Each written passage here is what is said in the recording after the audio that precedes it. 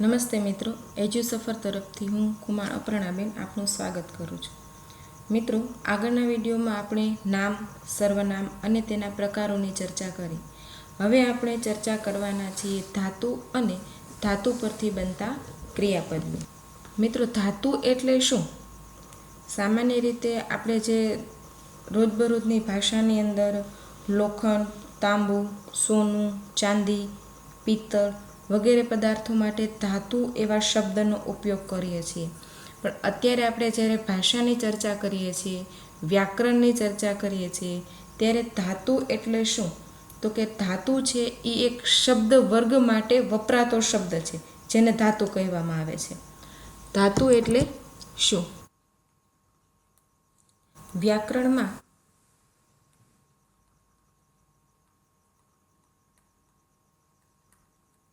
ધાતુ એ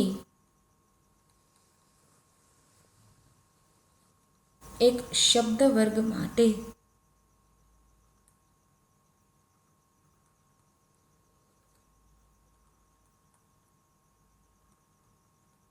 વપરાય છે.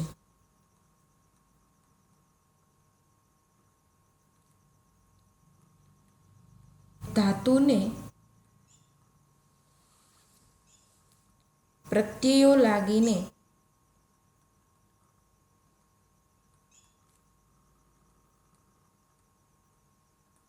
ક્રિયાપદ બને છે.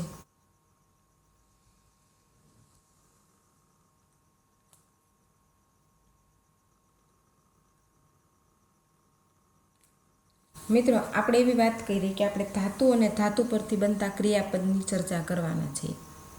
તો ક્રિયાપદ એટલે શું એ તો આપણે જોવાના છીએ, પણ એ પહેલાં ધાતુને સમજવું જરૂરી છે. ધાતુને પ્રત્યયો લાગીને ક્રિયાપદ બને છે.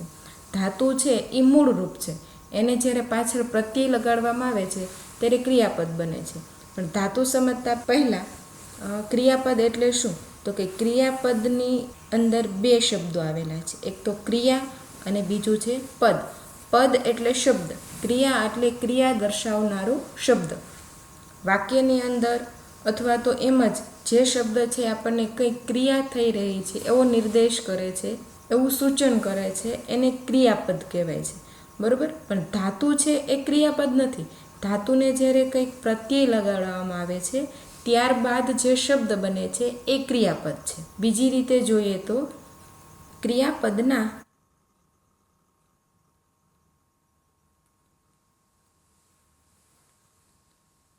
મૂળ રૂપને ધાતુ કહેવામાં આવે છે.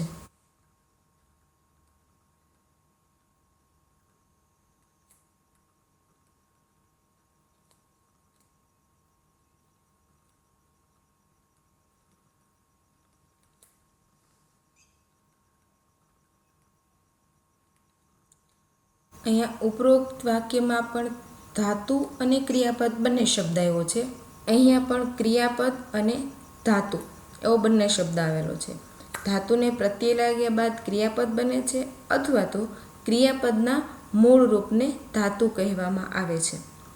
વ્યાકરણની અંદર સામાન્ય રીતે આપણે એવું સમજતા હોઈએ છીએ કે ધાતુ અને ક્રિયાપદ બે એક જ વસ્તુ છે. બંને માટે આપણે ક્રિયાપદ એવો જ શબ્દ વાપરીએ છીએ. પણ ધાતુ છે એ ક્રિયાપદ નથી, કેમ કે એનું મૂળ રૂપ છે. એની પાછળ જ્યારે પ્રત્યયો લાગશે ત્યારે એ ક્રિયાપદ બનશે. અને ધાતુના ઉદાહરણો જોઈશું તો પણ એવું જ લાગશે કે આ ક્રિયાપદ છે. પણ જ્યારે આપણે ક્રિયાપદ સમજશું અથવા તો ધાતુ પરથી કેવા પ્રત્યયો લાગે અને કઈ રીતે ક્રિયાપદ બને છે એ સમજશું, ત્યારે આપણને ધાતુ અને ક્રિયાપદ વચ્ચે જે બહુ આછેરો ભેદ છે એ સમજી શકાશે. એટલા માટે ક્રિયાપદ સમજતા પહેલાં ધાતુ સમજવું જરૂરી છે.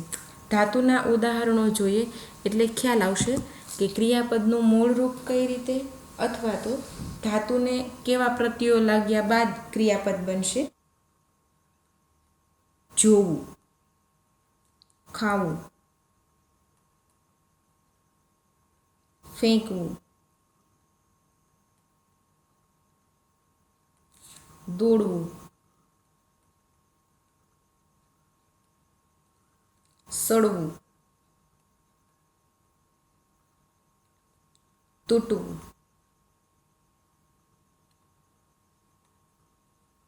ગમવું, મિત્રો, આ બધા જે શબ્દો છે એ ધાતુ છે. જોવું એ જોવાની ક્રિયા, ખાવું ખાવાની ક્રિયા, ફેંકવું ફેંકવાની ક્રિયા, દોડવું દોડવાની ક્રિયા, સડવું સડવાની ક્રિયા, તૂટવું તૂટવાની ક્રિયા, ગમવું ગમવાની ક્રિયા. પહેલી નજરે જોતાં એવું લાગે છે કે આ ક્રિયાપદ જ છે, પરંતુ આ ક્રિયાપદ નથી, આનું હજે પ્રત્યયો લગાવવાના બાકી છે. માટે આ ક્રિયાપદના મૂળ રૂપ એવા ધાતુ છે. હવે આ જે ધાતુઓ છે એ ક્રિયા બતાવે છે કે કેમ એ સમજવું જોઈશે. તો આપણને ખ્યાલ આવશે કે આ ધાતુઓને પ્રત્યયો લગાડી અને ક્રિયાપદ બનાવી શકાય છે. તો એ માટે આપણે ક્રિયા એટલે શું એ જોઈએ. ક્રિયાનો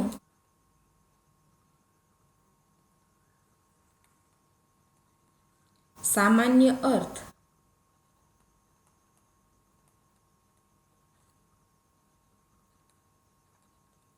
એ છે કે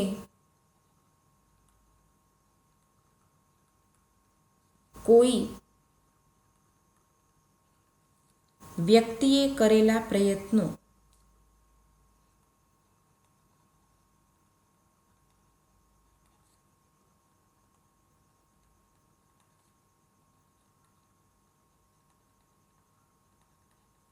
જેને કારણે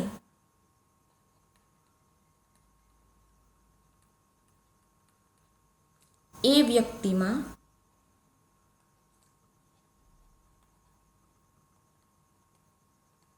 કે અન્ય વ્યક્તિ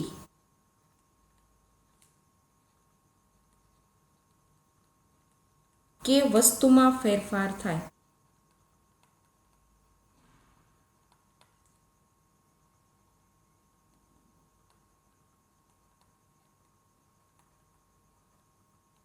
મિત્રો, આપણે અહીંયા ક્રિયા એટલે શું એ સમજવાનું છે. ક્રિયાનો સામાન્ય અર્થ એ છે કે કોઈ વ્યક્તિએ કરેલા પ્રયત્નો જેને કારણે એ વ્યક્તિમાં, મતલબ કે પ્રયત્ન કરનાર વ્યક્તિ છે એ ખુદની અંદર અથવા તો સામેની વ્યક્તિ કે બીજી કોઈ વસ્તુ છે એની અંદર જ્યારે ફેરફાર થાય ત્યારે તેને ક્રિયા કહેવામાં આવે છે. અને ભાષાની અંદર ક્રિયાનો અર્થ એ રીતે લેવાય છે કે એની અંદર ફેરફારનું લક્ષણ જરૂરી છે. કોઈ વસ્તુ કે વ્યક્તિની અંદર જ્યારે ક્રિયા કરવામાં આવે ત્યારે એની અંદર ફેરફાર થયેલો હોવો જોઈએ. હવે ભાષામાં જ્યારે આપણે વાત કરીએ છીએ ત્યારે ક્રિયા અને પ્રક્રિયા આ બે વસ્તુ દર્શાવતા ધાતુઓ અલગ અલગ છે. ક્રિયા અને પ્રક્રિયા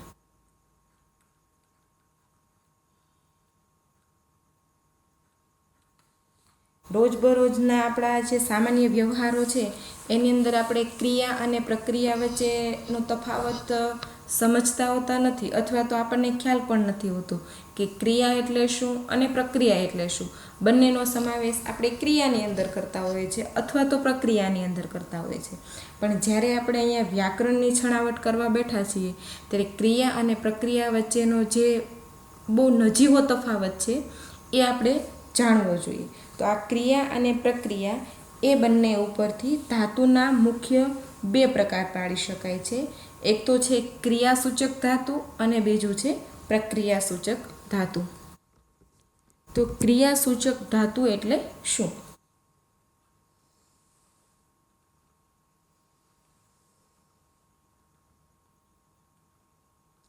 ક્રિયા કરનાર કોઈ વ્યક્તિ હોય છે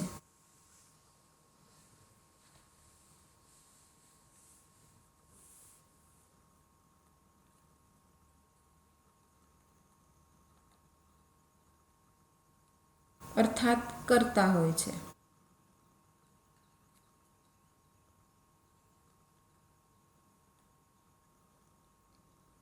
જેનું ક્રિયા પર નિયંત્રણ હોય છે.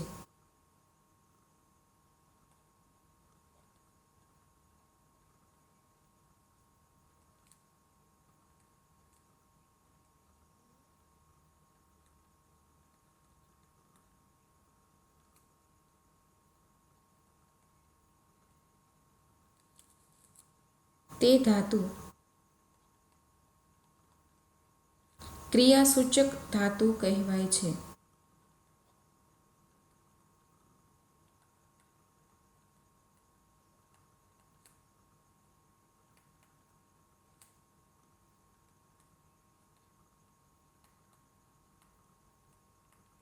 અહીં આપણે ક્રિયા અને પ્રક્રિયા વિશે ચર્ચા કરવાની છે.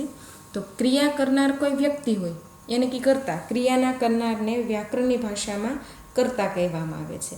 એટલા માટે મેં બંને શબ્દો લખ્યા છે કે વ્યક્તિ હોય છે, કર્તા હોય છે, જેનું ક્રિયા પર નિયંત્રણ હોય છે, પોતે જે કાર્ય કરે છે એના ઉપર પોતાનું કર્તાનું નિયંત્રણ છે, તેવા ધાતુ છે તે ક્રિયાસૂચક ધાતુ કહેવાય છે. ઉદાહરણ જોશો એટલે ખ્યાલ આવશે. તે મારે છે.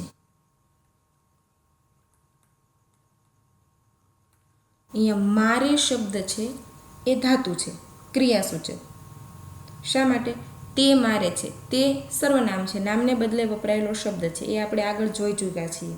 તો અહીંયા તેની મારવાની જે ક્રિયા છે એના ઉપર એનું નિયંત્રણ છે, માટે મારે જે શબ્દ છે એ ક્રિયાસૂચક ધાતુ છે.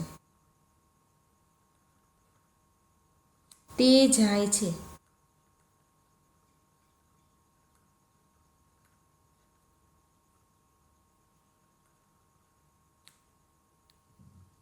મહેશ દડો ફેંકે છે.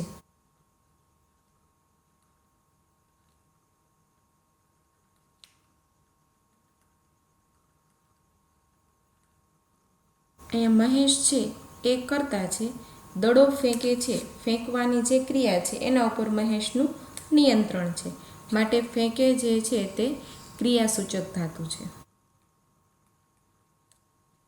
ગીતા ગાય છે.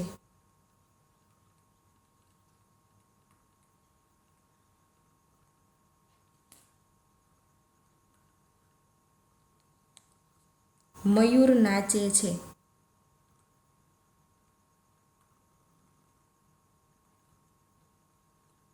અહીંયા રેખાંકિત શબ્દો છે એ ક્રિયાસૂચક ધાતુ છે.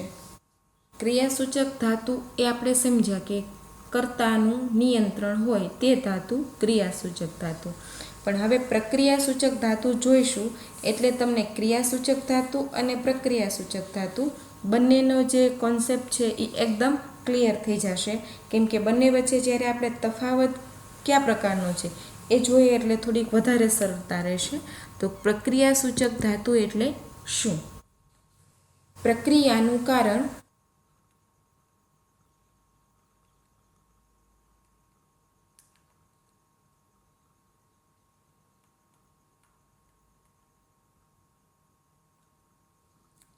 નૈસર્ગિક કે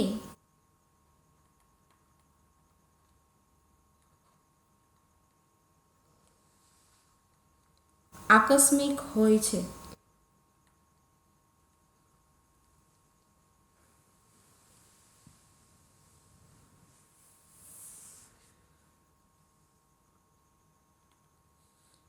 તેમાં ક્રિયાના કરનારનું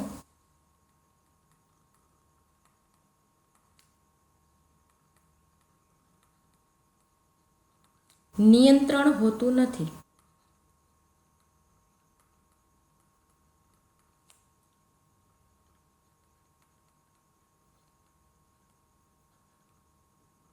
તેવા ધાતુઓ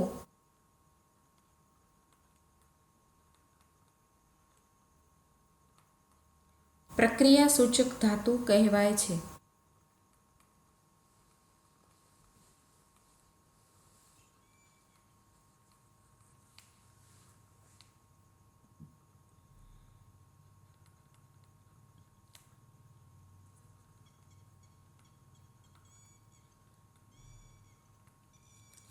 પ્રક્રિયાનું કારણ નૈસર્ગિક કે આકસ્મિક હોય છે. તેમાં ક્રિયાના કરનારનું નિયંત્રણ હોતું નથી.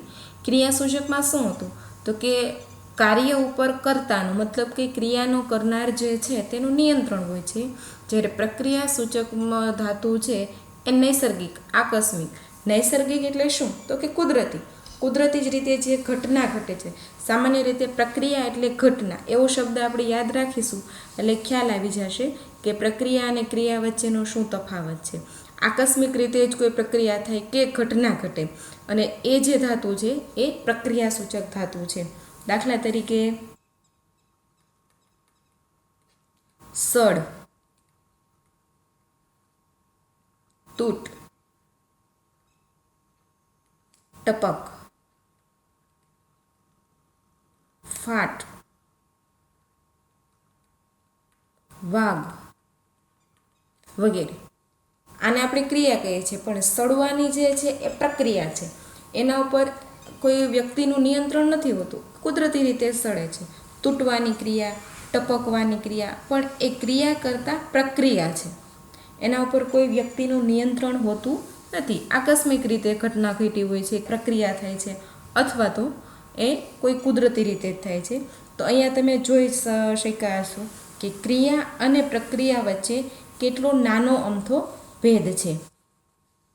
કુદરતી રીતે જે ઘટના ઘટે છે અથવા તો આકસ્મિક જે કંઈ થાય છે તેને આપણે ક્રિયા નથી કહેતા. એટલા માટે જ ભાષાની અંદર ક્રિયા અને પ્રક્રિયા સૂચવતા ધાતુઓ અલગ અલગ છે. કઈ રીતે એ જોઈએ તો આપણને ખ્યાલ આવશે. જુઓ મિત્રો, અહીંયા કોષ્ટકની અંદર ક્રિયા સૂચવતા ધાતુ ક્યાં છે અને પ્રક્રિયા સૂચવતા ધાતુ ક્યાં છે એ જોશો તો ખ્યાલ આવશે. તોડવું એ ક્રિયા છે અને તૂટવું એ પ્રક્રિયા છે. હવે તમે સમજી શક્યા હશો કે જે તોડવું છે એ કોઈ વ્યક્તિ તોડી રહી છે, કરતાં કોઈ કાર્ય કરે છે એનું જેના ઉપર નિયંત્રણ. જ્યારે તૂટવું આકસ્મિક રીતે કુદરતી રીતે તૂટી જાય છે, એના ઉપર કોઈ કર્તાનું નિયંત્રણ નથી. માટે તોડવું શબ્દ છે એ ક્રિયા છે અને તૂટવું છે એ પ્રક્રિયા છે. તોડવું છે એના ઉપર કર્તાનું નિયંત્રણ છે, જ્યારે તૂટવું એના ઉપર કર્તાનું નિયંત્રણ નથી, માટે તે પ્રક્રિયા છે. મારવું, મરવું, ફાડવું, ફાટવું, ચોરવું, ચોરાવું. ચોરવું એ ક્રિયા, કેમ કે ચોર ચોરી કરે છે, ચોરવા ઉપર ચોર નામ જે કર્તા છે એનું નિયંત્રણ છે. જ્યારે ચોરાવવું એ પ્રક્રિયા છે, એક પ્રકારની ઘટના છે. તો મિત્રો, હવે તમે સમજી શક્યા હશો કે ક્રિયાસૂચક ધાતુ એટલે શું અને પ્રક્રિયા સૂચક ધાતુ એટલે શું. ધાતુના એક ત્રીજા પ્રકાર તરીકે સ્થિતિસૂચક ધાતુની આપણે ચર્ચા કરવાના છીએ. પણ શા માટે જરૂરી છે? તો કે ધાતુનું અર્થગત કાર્ય છે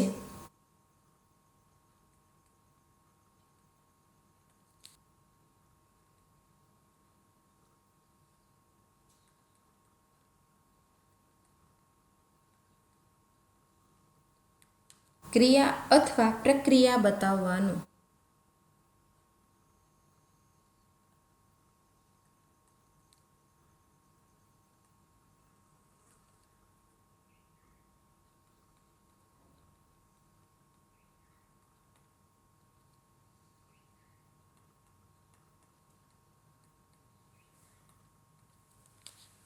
આ આપણે જોઈએ કે ધાતુનું અર્થગત કાર્ય ક્રિયા અથવા પ્રક્રિયા બતાવવાનું. ધાતુ શું છે? તો કે ક્રિયાપદનું મૂળ રૂપ. ધાતુના આપણે કયા બે પ્રકારો જોયા? તો કે ક્રિયાસૂચક અને પ્રક્રિયાસૂચક. ધાતુને પ્રત્યયો લાગવાથી ક્રિયાપદ બનવાનું છે, બરોબર છે? તો એનું અર્થગત કાર્ય શું થયું? તો કે ક્રિયા અથવા પ્રક્રિયા બતાવવાનું. પણ એક ધાતુ એવો છે ભાષાની અંદર, જેમ દરેક બાબતમાં અપવાદ હોય એમ ભાષામાં પણ ઘણી બધી જગ્યાએ નિયમો તો હોય જ છે, પણ નિયમોની અંદર પણ અપવાદ રહેલા હોય છે. તો ધાતુની અંદર એક ધાતુ એવો છે કે જે સ્વતંત્ર રીતે નથી વપરાતો, પણ કોઈ નામ અથવા વિશેષણ સાથે આવે અને તેની સ્થિતિ બતાવે છે, બરાબર છે? તો એ કયો ધાતુ છે? તો હોવું. આપણે આગળ ધાતુ જોયા ક્યાં? તો કે જોવું, ખાવું, ફેંકવું, દોડવું, સડવું, તૂટવું, ગમવું વગેરે આ ધાતુના ઉદાહરણ હતા. એના ઉપરથી આપણે ક્રિયાસૂચક ધાતુ ક્યાં હતા, પ્રક્રિયાસૂચક ધાતુ ક્યાં એ જોયા. પણ હોવું એ એક એવો ધાતુ છે કે જે નામ અથવા વિશેષણ સાથે આવી અને તેની સ્થિતિ બતાવે છે. હોવું. હોવું આ ધાતુનો સમાવેશ કરવાથી ધાતુના પ્રકાર અથવા તો ધાતુનું જે કાર્ય છે એ 3 પ્રકારે થઈ શકે છે એવું કહી શકાય. કઈ રીતે? પહેલું આપણે જોયું ક્રિયાસૂચક.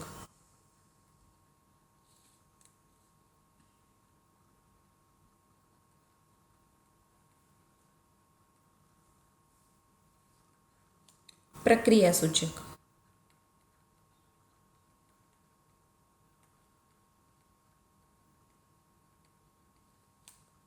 અને ત્રીજું આ જે હોવું આપણે ધાતુ લીધું, ક્રિયા અને પ્રક્રિયા જે ક્રિયાસૂચક અને પ્રક્રિયાસૂચક ધાતુઓ બતાવતા હતા એ સિવાયનું નામ અને વિશેષણ સાથે આવતું જે હોવું છે એના સમાવેશથી સ્થિતિસૂચક ધાતુને ત્રીજા પ્રકાર તરીકે લઈ શકાય.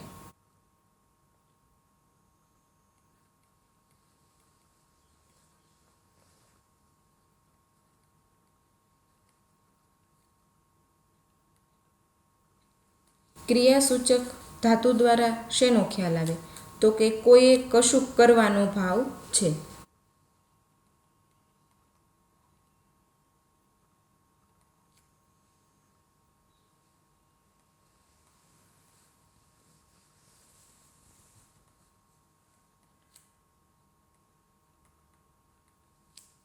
પ્રક્રિયાસૂચક કશું થવાનો ભાવ છે.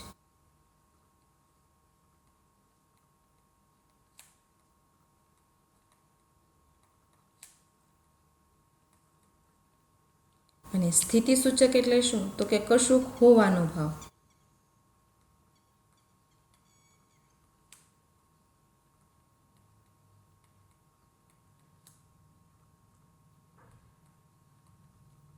કોઈએ કશુંક કરવાનો ભાવ. ક્રિયાસૂચકમાં આપણે જોયું હતું કે કોઈ દ્વારા કર્તાનું નિયંત્રણ છે માટે કશુંક કરવાનો ભાવ. પ્રક્રિયાસૂચક આકસ્મિક કે કુદરતી રીતે થાય છે માટે કશુંક થઈ રહ્યું છે, થાય છે એવો ભાવ. અને સ્થિતિસૂચક જે હોય છે, હોવાનો ભાવ એવું બતાવે છે. એને આપણે ઉદાહરણ સાથે જોઈએ તો ખ્યાલ આવશે. દાખલા તરીકે કપડાં ભીના છે.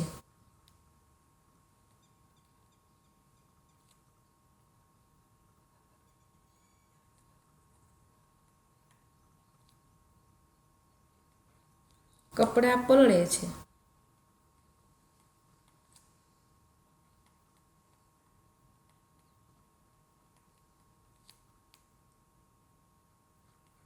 નિશાએ કપડાં પલાળ્યા.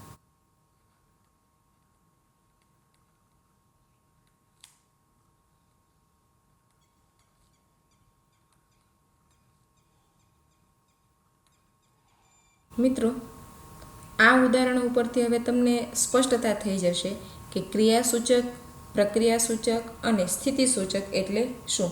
કપડાં ભીના છે એની સ્થિતિ બતાવે છે, બરોબર છે. તો આ જે છે તે સ્થિતિસૂચક છે. ભીના છે, ભીના છે એ સ્થિતિસૂચક શબ્દ છે. કપડાં ભીના છે એની સ્થિતિ બતાવે છે. હવે પલળે છે એ પ્રક્રિયાસૂચક છે.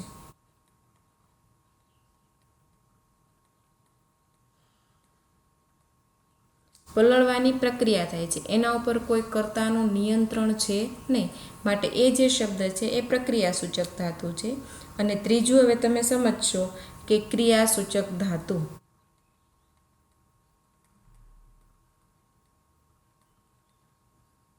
નિશાએ કપડાં પલાળ્યા.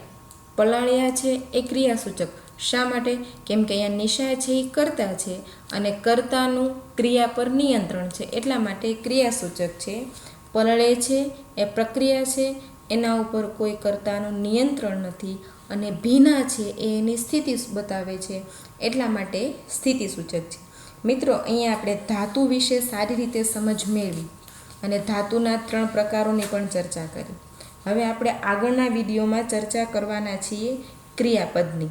મિત્રો, જો આ વિડીયો તમને ગમ્યો હોય તો જરૂર લાઈક કરો અને તમારા મિત્રોને પણ શેર કરો. તેમજ જો તમે અમારી એજ્યુસફરની યુટ્યુબ ચેનલ સબસ્ક્રાઈબ ન કરી હોય તો સબસ્ક્રાઈબ બટન પર જઈને ક્લિક કરીને અમારી ચેનલ સબસ્ક્રાઈબ કરો, જેથી તમને એજ્યુસફર તરફથી દરરોજના નવા અપડેટ મળતા રહેશે. આ વિડીયો જોવા બદલ આપનો ખૂબ ખૂબ આભાર.